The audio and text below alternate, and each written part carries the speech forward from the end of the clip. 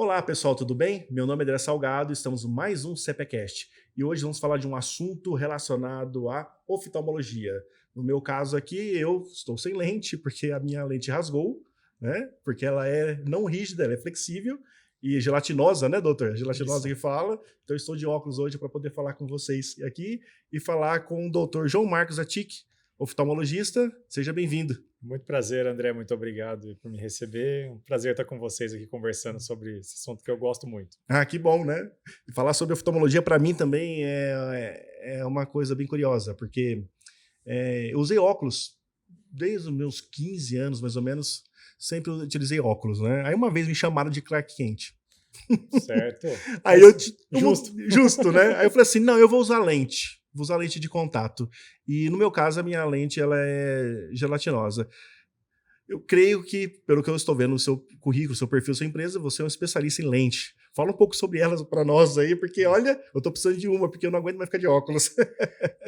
Isso aí, meu André. Eu trabalho na oftalmologia com ótica, clínica e cirúrgica. Uhum, Né? Ótica, então, tudo que é relacionado à passagem da luz no olho, a grau. Né? Então, uhum, desde a córnea e cirurgias de córnea, como a cirurgia refrativa, ou seja, a cirurgia laser para correção de miopia, ou mesmo que não sejam lasers, outras cirurgias também na córnea.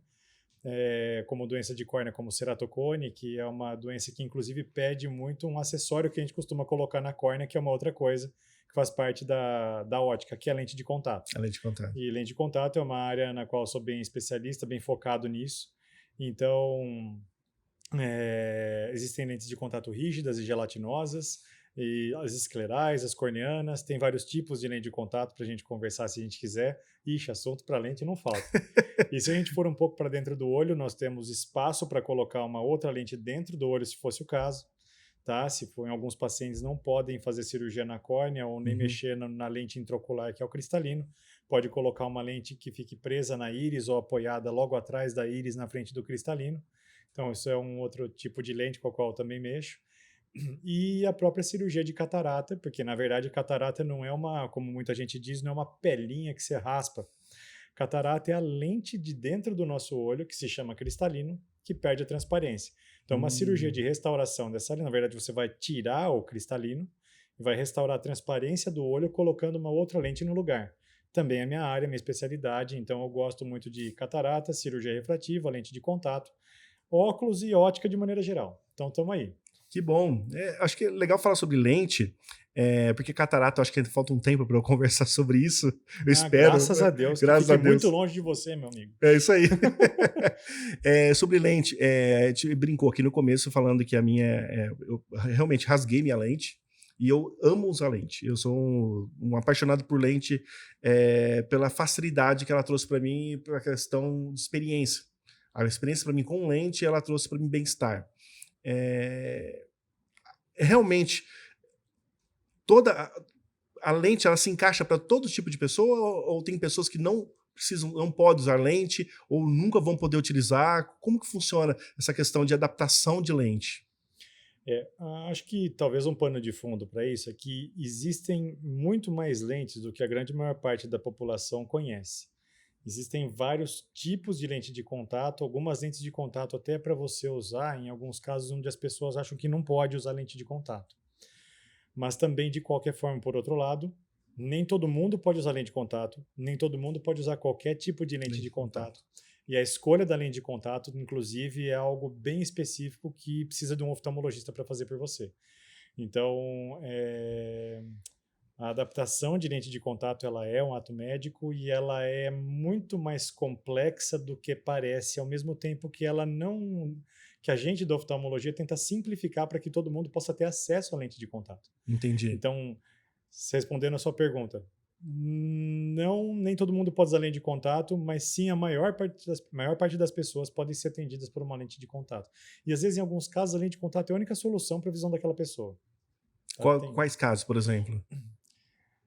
Quando você tem, por exemplo, uma alteração da curvatura da córnea, da superfície dela, alguma doença lá, como por exemplo um ceratocone, ou às vezes uma cicatriz corneana extensa, alguma sequela de uma úlcera de córnea, ou qualquer outra doença corneana que atrapalha a passagem da luz, às vezes a única maneira de você restaurar a regularização da superfície ocular, a regularidade dela, é colocando um meio óptico que faça essa interface do olho com o ar ser outra que não aquela superfície irregular da córnea. Ou seja, ao invés de o ar que chega no olho, a luz que chega no olho encontrar como um primeiro anteparo, uma superfície irregular, e então ela vai borrar para todos os lados, você coloca uma lente de contato que tem uma superfície lisa, conhecida, rígida, inclusive nesse caso até melhor, e que vai alinhar a passagem da luz para dentro do olho e aí para dentro da lente de contato. Teria a lente, a lágrima, a córnea, a diferença de índice de refração é muito pequena. Você faz com que essas luzes que estão chegando e estão difratando dentro do olho, elas se alinhem todas para um ponto e a pessoa tem uma melhor qualidade de visão. E se você coloca um óculos, pelo fato do óculos estar distante da córnea, você não consegue essa qualidade de imagem. E se você tentar implantar essa lente dentro do olho, você vai manter a interface do ar com o olho ainda irregular. E às vezes a única outra alternativa seria se trocar de córnea, transplanta essa córnea. Tira uma córnea toda irregular e coloca uma nova córnea nesse paciente. Mas aí também eu gosto de dizer que às vezes isso não é a solução de um problema, às vezes é uma troca de problema, né? Porque você está com um problema na córnea, agora você vai ter um outro, que é cuidar de um transplante. Então, um transplante de córnea é uma boa cirurgia, excelente cirurgia, para quem precisa, quando bem indicado. Entendi. Tá? Então, às vezes você consegue escapar de um possível transplante com uma lente de contato. Perfeito. Então, hoje a gente tem tecnologias que conseguem realmente trazer essa readequação ótica da vista. Mas eu fico pensando na questão também do povo brasileiro, da saúde ocular do povo brasileiro, né? Como você também é professor doutor, né? Você fez doutorado quando? Eu fez fiz pela doutorado, USP, né? foi aqui na USP. Eu entrei em 2005, terminei em 2009, porque eu fiz doutorado direto, então fiz mestrado e doutorado junto, então acabo fazendo uma coisa só. Estendi um pouco mais o prazo ali, fiquei um tempo maior, mas defendi meu doutorado em 2009. Logo depois da residência médica, eu já emendei meu doutorado. Você é meio contemporâneo meu, né? E eu também fiz USP, mas eu fiz contabilidade na época. Certo, nessa fase aí, não? Foi 2003 a 2008. Olha aí, a gente deve ter se tropeçado lá deve ter tropeçado algumas vezes. Isso é bacana. E como você fez USP, com certeza teve alguns trabalhos relacionados à saúde. Eu vejo que a USP faz muito, tem esse ímpeto de colaborar com a saúde ocular, né, da população no geral. Como professor, como médico, como que você vê, as pessoas estão cuidando da saúde ocular? Como que está o povo brasileiro nisso? Eles dão valor para isso? Saúde é uma coisa meio...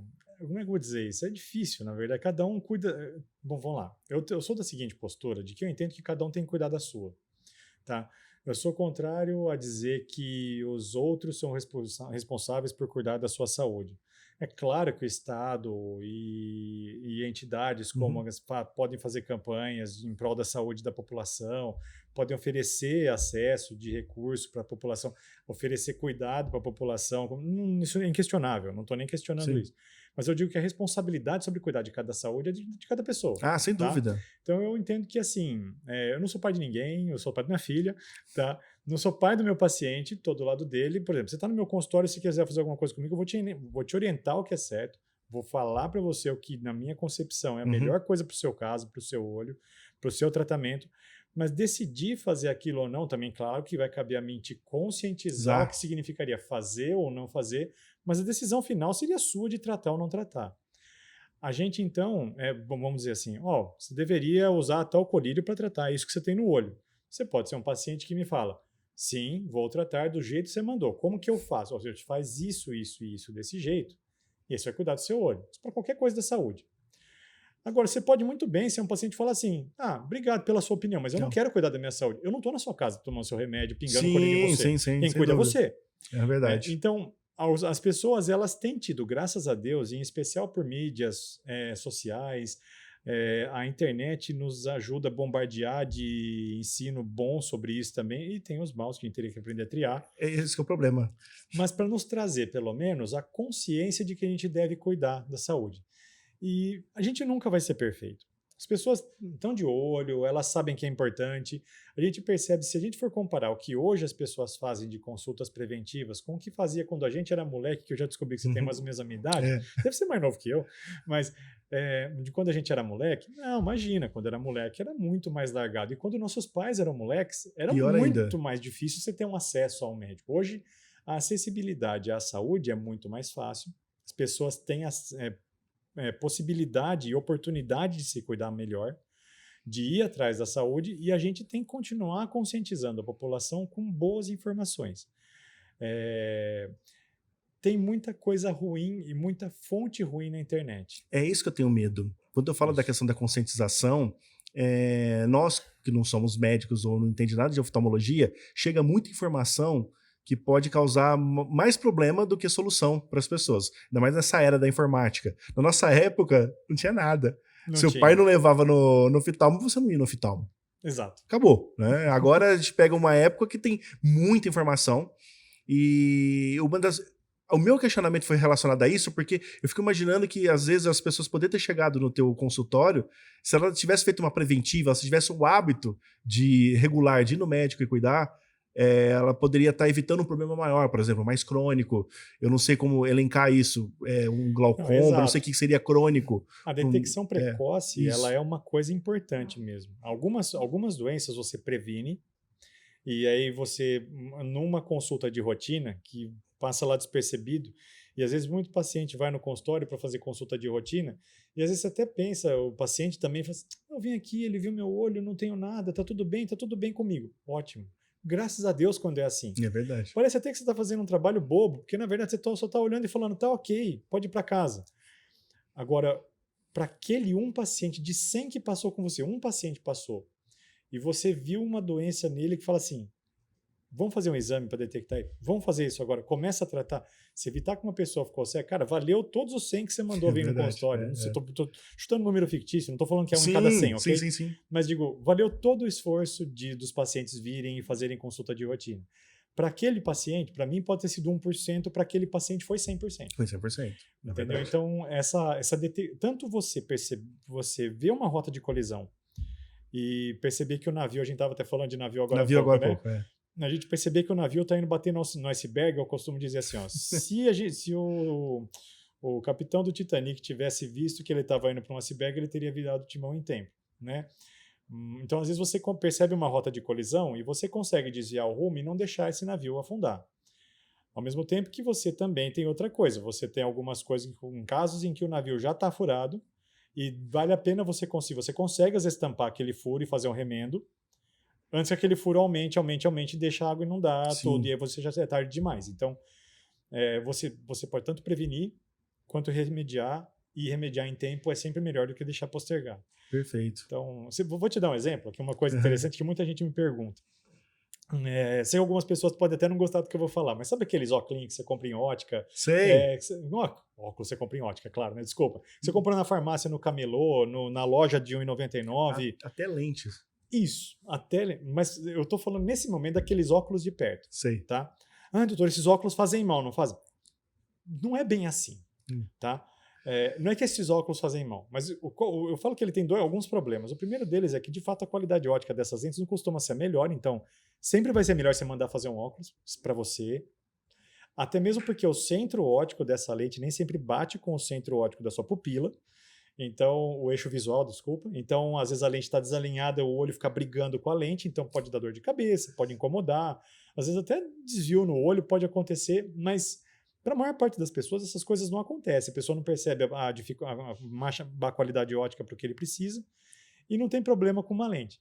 A lente está tão desalinhada porque a distância entre as pupilas, entre os centros ópticos dessas lentes, parece que a média da população, boa parte dos pacientes se encaixam com isso.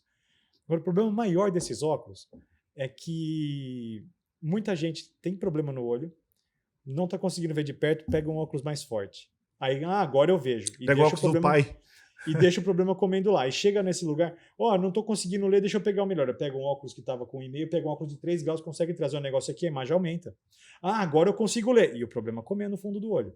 Entendeu? E aí você não percebe o negócio. E a hora que você vai, agora eu não consigo, não tem óculos que resolve. Já foi. Tinha um momento em que a gente conseguia fazer alguma coisa. Agora vamos tentar correr atrás do que dá tempo. Às vezes é tarde demais. Então, o problema não é os óculos estarem ali à disposição. O problema é como as pessoas encaram os óculos estando à disposição. Encaram de uma maneira que assim, não preciso ir no médico. Não preciso ir no médico ver meu olho. Então, eu acho isso absurdo, porque eu lembro quando eu fui usar óculos. Eu tinha dificuldade de... Foi uma questão até de vestibular. Foi muito engraçado. Foi na época, antes de entrar na USP. Eu não usava óculos. Eu sentava no meio da sala, e a lousa era um pouco embaçada. Só que eu achava que aquilo era normal. Falei assim, é eu que estou sentando longe, porque eu chego sempre depois, chegava tarde, porque eu vinha de ônibus de outra cidade para fazer cursinho, chegava tarde e olhava, é normal. O que eu fazia? Eu não percebia, mas isso me desinteressava olhar para a lousa. Então eu ficava focado às vezes no livro, não prestava muita atenção na questão escrita e deixava de anotar.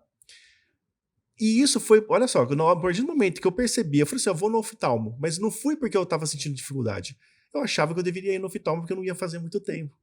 Foi isso que eu falo na questão da preventiva. A ignorância que eu falo da minha parte, talvez falta de orientação, era mais menino, de ter ido antes.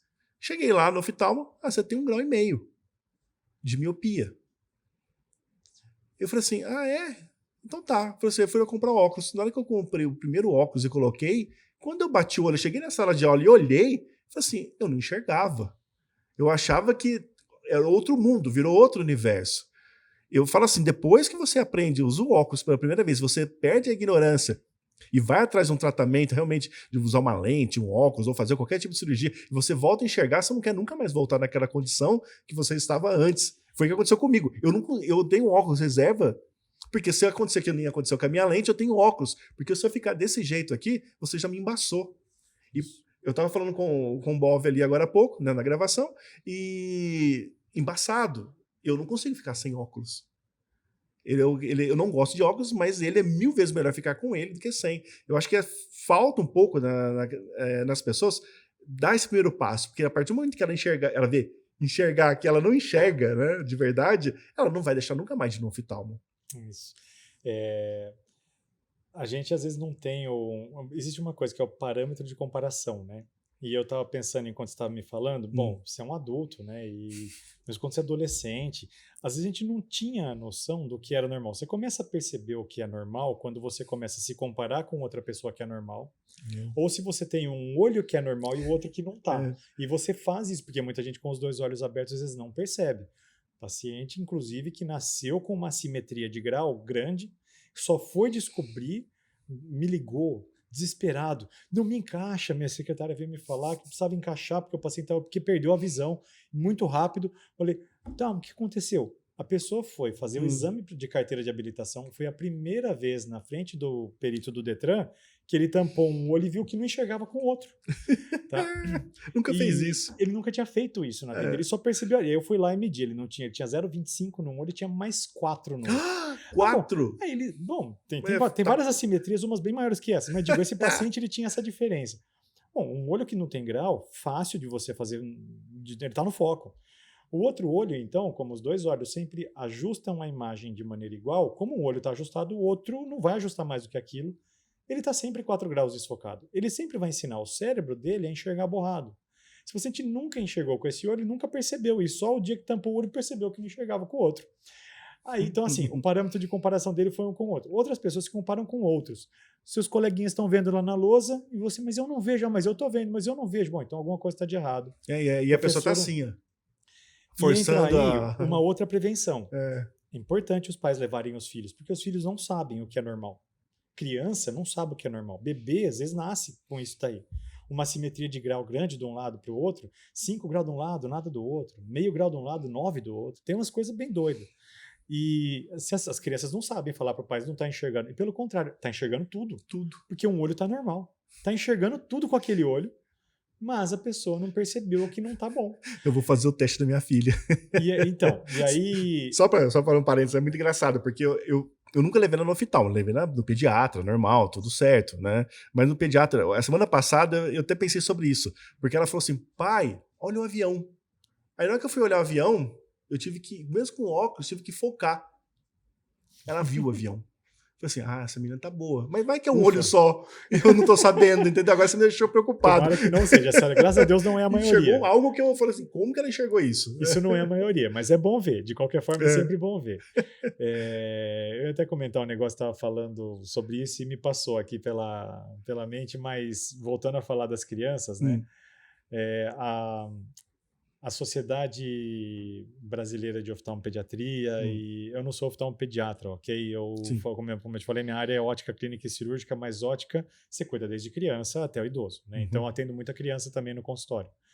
E algumas lentes de contato com as quais eu trabalho, até para controle de progressão de miopia, que esse é um outro assunto interessante. Isso que eu ia falar agora, que já está aqui na lista aqui, conta de miopia. Muitos pacientes meus acabam sendo criança porque eu trabalho com isso também. Comecei nessa vida por causa no controle da progressão de miopia, porque eu trabalho com lente de contato e porque eu trabalho com lente de contato, algumas lentes são voltadas para uso infantil, inclusive. E esse é um assunto bem interessante. Mas eu sempre atendi criança. Eu sou da formação que, como dizia meu professor, todo bom oftalmologista tem que aprender bem uma criança. Tem que aprender a atender bem uma criança. Vamos dizer, eu tento me colocar entre os bons, se eu sou outra conversa, mas eu tento me colocar como aquele bom profissional que meu professor me falava, para tentar tentava elevar meu patamar, né? Digo, colocar meu objetivo de seguir a coisa melhor, então tentar fazer o que é correto. Eu sempre atendi criança. Então, sei algumas diretrizes, como, por exemplo, essa da oftalmopediatria, de que o primeiro exame, mesmo que uma criança precise, é aos 3 anos de idade. Antes disso, é necessário fazer uma avaliação de um recém-nascido. Então, assim, a avaliação do recém-nascido, muita gente passa por cima, porque existe o tal do teste do olhinho. Tenho nada contra o teste do olhinho. O teste do olhinho é essencial que todos os profissionais, em todos os hospitais, para todas as crianças que nasçam, continuem fazendo. Agora, se você tem uma criança, eu gosto de falar sempre isso, você tem o seu filho, e vamos dizer que o teste do olhinho é uma boa medida de saúde pública. Para você, como gestor de saúde pública, como que eu vou cuidar da população e tentar diagnosticar o máximo de defeito possível na população? Um teste do olhinho funciona porque qualquer pessoa no centro obstétrico ali, no berçário, que puder pegar o oftalmoscópio e olhar para o olho de uma criança e perceber que tem algo errado com o reflexo vermelho, manda para o oftalmologista para examinar. Bacana. Agora, muitos dos nossos pacientes, a gente não precisa ficar refém do que é feito somente na saúde pública. Você tem acesso a levar a sua criança no oftalmologista, leva para um primeiro exame do recém-nascido. Ali você vai conseguir, inclusive, muito mais coisa do que só num exame de teste do olhinho, que você vê o reflexo vermelho. Você também vê o reflexo vermelho, mas de mais formas. Você dilata a pupila, você vê fundo do olho, você vê toda a retina, sabe se ela está colada, se tem algum defeito nela, se tem alguma malformação no fundo de olho, nervo óptico ou não.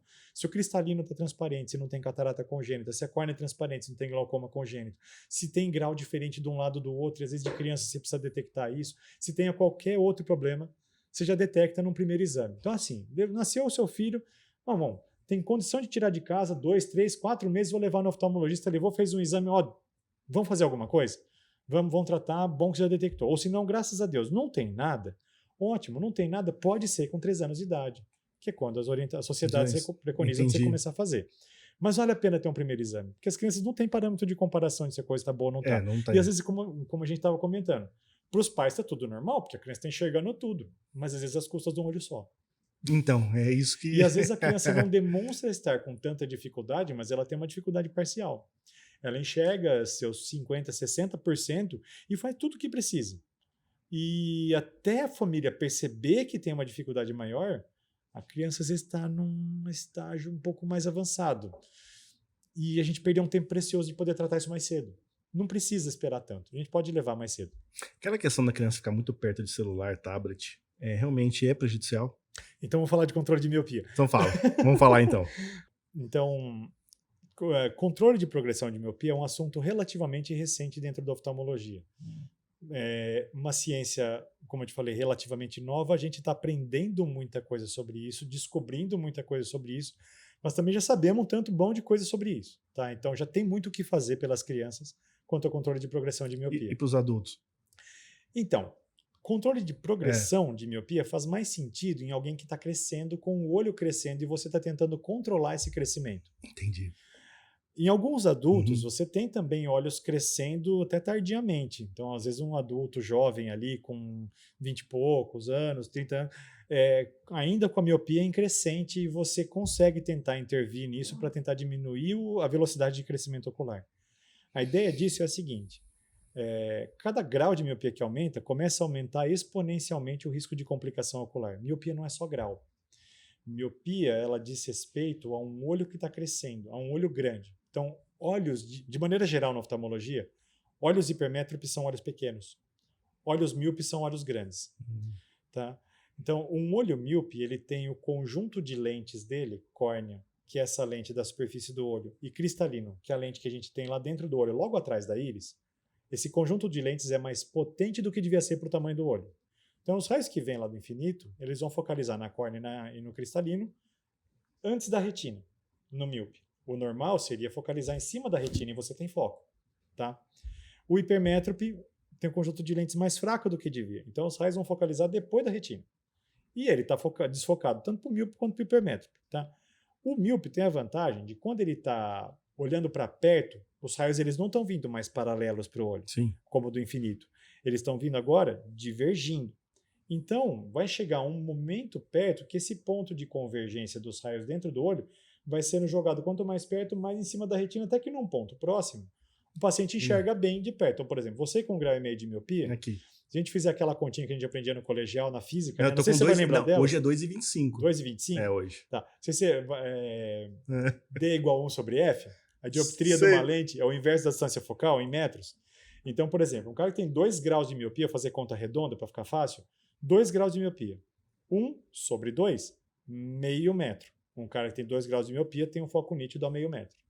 Tá? Com 2,25 deve ser uns 40 e poucos centímetros aí. Vamos arredondar qualquer Aqui, coisa, uns 40 e poucos centímetros, você que tem um dá ponto isso de mais ou foco. menos. Que deve dar isso. Se você jogar para 50 centímetros, já está começando a borrar um pouco. Começa a borrar um pouco. Começa a borrar um Isso. pouco. Com 30 e poucos centímetros, o seu olho ainda consegue acomodar, Tá. porque você ainda é moleque, Tá você ainda é perfeito. jovem, tá tudo certo. Jovem com 41 anos. Maravilha, maravilha. Mas quando você tem 60, você não acomoda mais, então vai ficar aqui mesmo, porque aqui perto você não enxerga. Eu tô dando risada porque a minha esposa já não consegue. Eu falei assim, eu tô mais novo que você. Olha lá, beleza?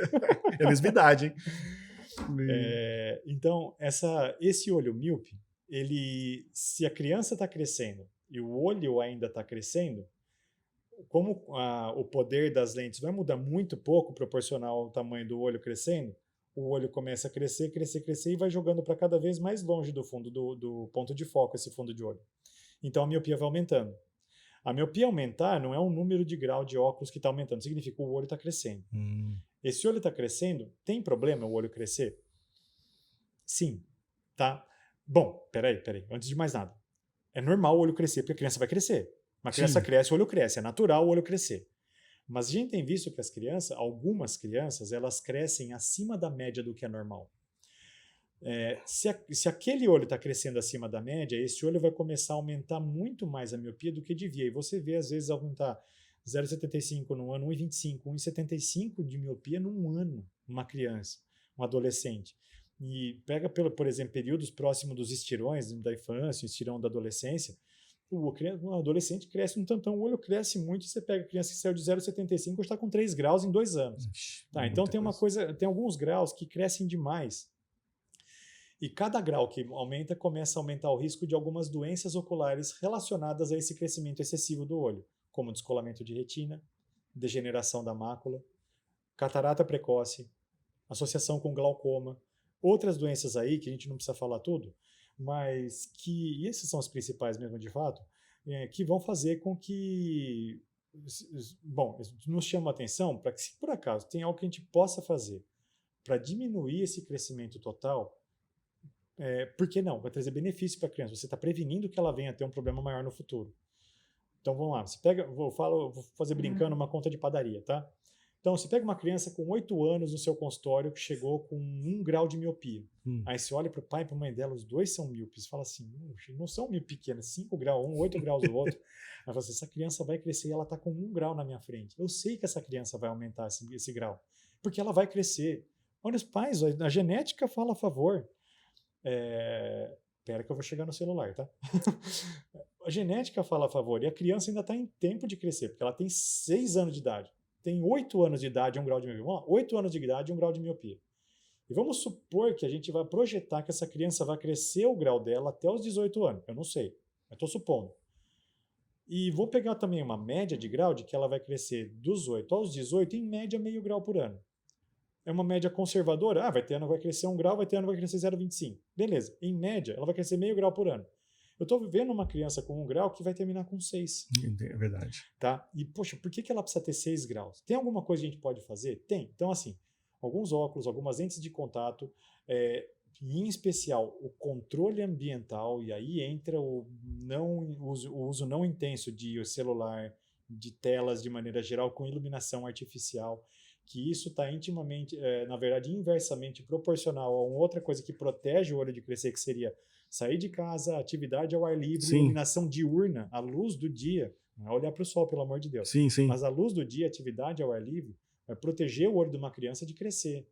Então, essas medidas, tanto o controle do ambiente, quanto usar alguma lente especial, ou até mesmo o uso de algumas medicações, como por exemplo a atropina, e aí vai da escolha do médico para a estratégia melhor para aquele paciente, podem fazer com que essa criança tenha uma miopia menor no final do crescimento dela.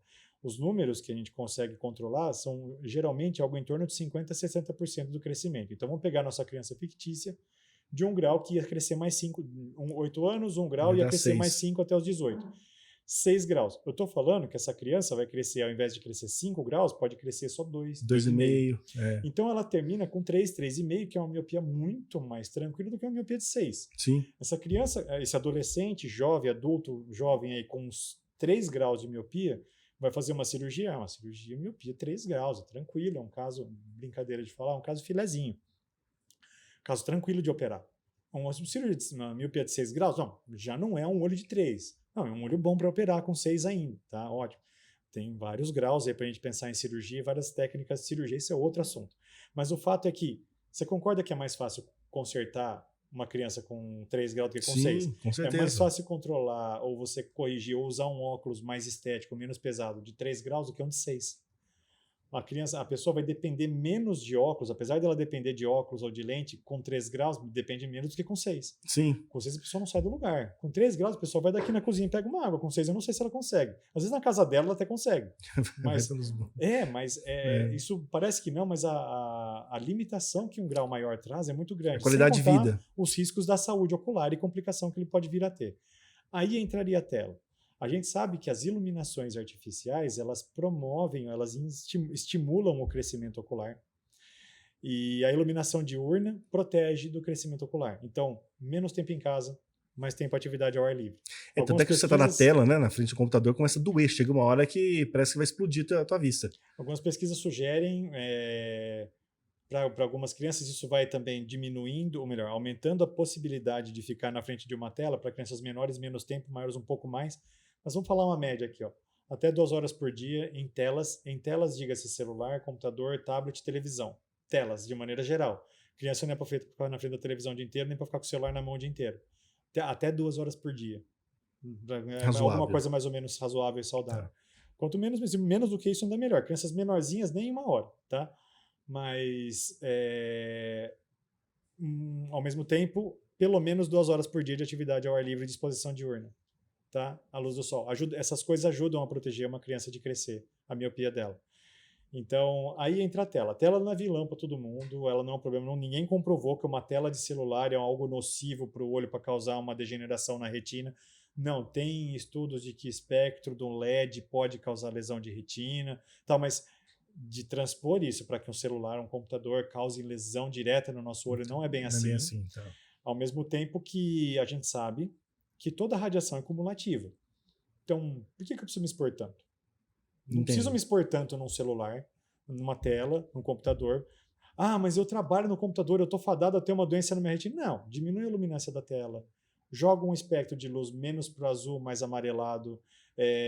Tenta fazer um intervalo, faz um intervalo, fica um tempo aqui, sai, levanta, faz um tempo de atividade, olha a cada fora. 1 hora, uns 10 minutinhos, dá aquela saidinha, vai no banheiro já... Americano tem uma regra interessante, né? Eles usam toda a anotação americana, é diferente da nossa. Eles, por exemplo, usam em pés, né? E tudo mais, e fazem a acuidade visual, não é 1.0, um índice que a gente fala, eles falam 20 em 20, ou seja, Uma pessoa que está a 20 pés de um anteparo em que a maior parte da população está a 20 pés enxergando também, tem a visão normal.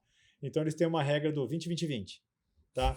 Ou seja, a cada 20 minutos, faça 20 segundos de intervalo, olhando a mais do que 20-20. A mais de 20 pés de 20 pés de distância. distância. De 20 pés de distância. Então, a regra para isso não é, você não precisa fazer os 20-20-20, mas a cada hora, você tirar uns 5 minutos do computador, dando uma leitura, sai, dá uma olhada, uma espairecida, depois volta, faz alguma coisa, faz um intervalo de novo, de vez em quando, vai tomar um café, vai tomar uma água, olha para o externo, você vê que até é interessante. A janela é importante. Eu fazia isso muito eu tinha um trabalho lá na USP mesmo.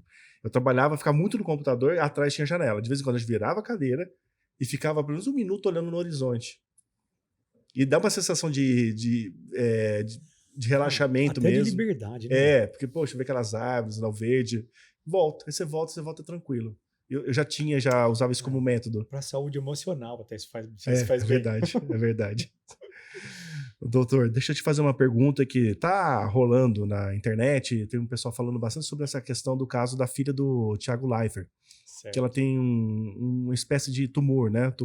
Isso, retinoblastoma. Isso, retinoblastoma. E isso é comum? Como que está sendo feito? Tem tratamento? Graças a Deus, isso não é comum. Não é uma coisa tão rara, mas não é uma coisa tão comum também, tá?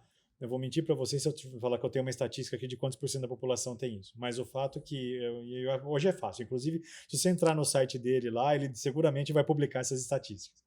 Retina não é minha área, ok? Por isso que eu sei, eu tenho que saber identificar, inclusive, isso. Mas não sou eu que vou tratar esse tipo de doença. Mas isso entra naquelas consultas preventivas que a gente falou. A criança nasceu. Você tem condição de levar para o oftalmologista, vai lá ver. Não, a retina está formada e está tudo bem. A chance de aparecer um retinoblastoma logo depois não vai ser tão cedo, não vai ser tão fácil. Não é tão comum. Ou tem alguma coisa no fundo do olho. Agora, ela pode aparecer por volta dos 2 anos, ali pode. Ainda assim, aquela consulta perto dos 3 anos detecta a imensa maioria das crianças. Agora, além disso, isso não significa que você não possa ou não deva ficar de olho no seu filho.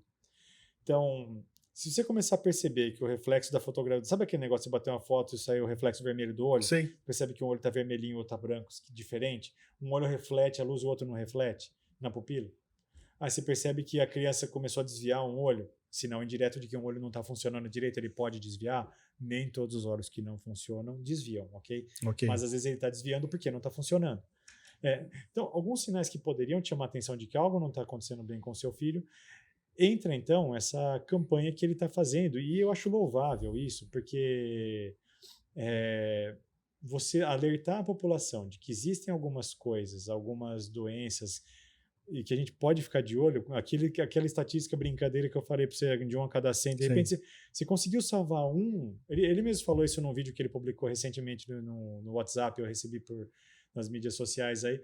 Olha, se a gente conseguir fazer isso e essas mensagens chegarem em uma criança, em 2 crianças, cara, o objetivo disso aqui tudo foi atingido. Então, assim, essas campanhas de conscientização são ótimas, são louváveis e graças a Deus que ele tem um coração de querer que outras pessoas não tenham o mal que aconteceu com o filho dele. Sim, isso é louvável pra caramba. Isso. Agora, quem é pai graças sabe. A Deus, as pessoas não precisam ficar desesperadas com retinoblastoma. Sempre existiu. A incidência dele não parece ter aumentado até onde me consta, tá? Mas é bom as pessoas saberem que existem doenças na criança que façam com que elas procurem oftalmologista para prevenir, para fazer consulta de detecção precoce, sigam com o pediatra, que vai centralizar várias das informações também do que é necessário fazer ou cuidar para aquela criança, ao mesmo tempo que as pessoas não precisam ficar alarmadas e com medo, meu filho tem alguma doença, meu filho tem alguma doença. Não é para dar medo isso. Isso, na verdade, é para conscientizar. Faça prevenção. Por quê? Porque pode acontecer. E quando acontece, não é legal. Perfeito. A gente está chegando no nosso final aqui.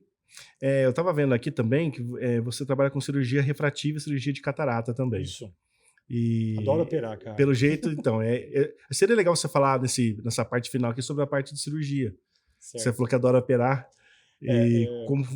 Conta um pouquinho mais sobre isso. Catarata tem várias coisas acontecendo sobre ela, né? Na verdade, todas as pessoas podem ter catarata. Você pode ter catarata congênita, até catarata senil, do adulto, né? E cataratas no meio do caminho, traumática, inflamatória, secundária a uma medicação ou alguma doença que a pessoa possa ter. N motivos para a pessoa ter uma catarata. Na catarata, então, o que acontece é que você tem o cristalino, cujo nome já diz, é para ser cristalino, Uhum. que perdeu a transparência, então você vê esbranquiçado, borrado, turvo e você não tem qualidade de imagem. Não existe hoje um outro tratamento para catarata, a não ser uma cirurgia, que você entra no olho onde está essa lente que está atrás da pupila, atrás da íris, tira o conteúdo do cristalino, você vai abrir o saco do cristalino, tirar tudo que tem lá dentro e deixar esse saquinho, onde você vai implantar uma outra lente no lugar, e essa lente vai fazer as vezes do cristalino. Digo, se tirar uma lente do olho desse tamanho, o olho vai ficar totalmente fora de foco. E aí, para você não sair daí usando um óculos de 12, 15 graus de hipermetropia, você coloca uma lente trocular que faça o papel do cristalino. Então essa lente corrige o grau. Ela acaba corrigindo até mesmo alguns graus da pessoa. Por exemplo, você tem 2 graus e 25 Sim. de miopia. E aí, se a gente for fazer uma cirurgia de catarata e eu quiser compensar esses 2,25, na hora de escolher o grau da lente que eu vou escolher uma lente que compense essa miopia. Já tira a minha miopia, por exemplo. E tira a miopia se eu quiser, tá? Se a gente achar que é uma boa estratégia para você. Isso é outra conversa. Sim. Tá? A gente pode também escolher modelo de lente. Existem lentes especiais aí que corrigem o longe e o perto, lentes que estendem o ponto de foco, que não vão resolver tudo aqui em cima, mas que permitem uma melhor qualidade de imagem de longe até o intermediário. Lente que só funciona para longe ou lente que só funciona para perto. Colocar um olho para funcionar melhor de longe, o outro para funcionar melhor de perto. Deixar os 2 olhos para longe e usar somente um óculos para leitura. Modelos de lente e estratégias de correção diferentes. Então, quando uma pessoa precisa fazer uma cirurgia de catarata, ela tem que confiar bastante no médico com quem ela vai fazer para escolher que tipo de lente é melhor para o olho da pessoa. Existem lentes caríssimas e existem lentes baratíssimas. As baratíssimas, geralmente, a gente tem que ficar meio de olho nelas. Nem todos têm uma qualidade muito boa. Mas não é porque uma lente é muito mais cara que a outra que ela é melhor. Entendi. Você tem lentes que custam 9, 10 mil reais uma lente. Você tem lente que custa 1.000, 2.000 reais uma lente. E às vezes para algum paciente aquela de 1.000 reais é melhor que a de 10. Tá? Então depende do médico, conhece a cirurgia e conhece o olho do paciente, sabe como que está estado lá dentro, qual que é a estratégia de correção que ele quer, orientar o paciente da melhor forma possível, ler bem o paciente, o que o paciente espera do pós-operatório. Uma coisa dificílima, tentar casar a expectativa do paciente com a lente que ele vai colocar. Ou seja, não é só cirurgia, né? Tem que tratar tratar do homem lá por trás. Tem tempo de sentar na cadeira e conversar para escolher direito isso e não ter arrependimento depois. Agora, além da cirurgia de catarata, que eu falei de corrigir grau, você também tem outras maneiras de corrigir grau, como, por exemplo, a cirurgia refrativa, que é a cirurgia laser que você faz na córnea. Essa é mais comum. Existem outras cirurgias refrativas que você pode fazer no olho, mas a mais comum é o laser, tá? E tem 2 maneiras, é o LASIK e o PRK. O fato é que o laser, ele vai mudar a curvatura da córnea. Então, vamos supor que eu tenha 5 graus de miopia. Eu tenho uma córnea que tem 45 dioptrias, tá? A relação não é exatamente essa, mas você vai entender. Se eu vou corrigir 5 graus na córnea, se eu quiser corrigir, às vezes a córnea tem 45, ficar com 40 de curvatura, eu corrijo 5 graus nela. Eu vou com laser lá, faço um desbaste na córnea, eu corrigi 5 graus daquela córnea, tá? E aí, mudando a curvatura, o paciente não precisa de óculos ou de lente de contato para enxergar. Ele enxerga sem depender de uma nova lente, porque o laser esculpiu uma nova curvatura naquela córnea. Para que o laser chegue lá, ele tem 2 maneiras. Na verdade, ele tem que ir no estroma da córnea, que é a camada do meio dela. Tem o epitélio, com a pele da córnea ali em cima. São células que estão se replicando toda hora. Você faz um laser ali em cima, elas crescem todas de novo, o laser não faz efeito.